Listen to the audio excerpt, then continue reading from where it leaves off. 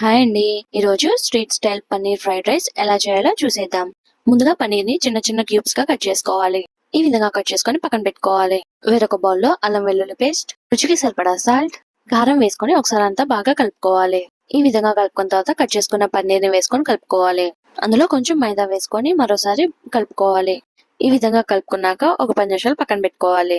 Stove మీద pan పెట్టుకొని deep ఫ్రైకి సరిపడా ఆయిల్ పోసుకొని ఆయిల్ హీట్ అయిన తర్వాత ముందుగా మ్యారినేట్ చేసి పెట్టుకున్న పన్నీర్ ముక్కల్ని వేసుకొని రెండు సైడ్ల గోల్డెన్ కలర్ వచ్చేదాకా ఫ్రై చేసుకోవాలి. ఈ విధంగా ఫ్రై అయిన తర్వాత ఒక ప్లేట్ లోకి ట్రాన్స్ఫర్ చేసుకోవాలి. అదే ప్యాన్ లో కొంచెం నూనె ఉంచుకొని చిన్నులపాయ ముక్కలు, సన్నగా కట్ చేసుకున్న క్యాబేజ్ ముక్కలు, క్యారెట్ ముక్కలు, క్యాప్సికం ముక్కలు, అలాగే ఉల్లిపాయ ముక్కలు వేసుకొని 2 నిమిషాలు హై ఫ్లేమ్ లో ఫ్రై చేసుకోవాలి. అందులో కొంచెం సోయా సాస్ వేసుకొని కలుపుకోవాలి. కలుపుకున్న తర్వాత ఉడికించుకున్న అన్నం వేసుకొని అందులో ఉప్పు, కారం, మిరియాల పొడి వేసుకొని కలుపుకోవాలి. కలుపుకున్న తర్వాత ముందుగా ఫ్రై చేసుకున్న పన్నీర్ ముక్కలు వేసుకొని ఒక 2 నిమిషాలు ఫ్రై చేసుకొని స్టవ్ ఆఫ్ చేసుకోవాలి.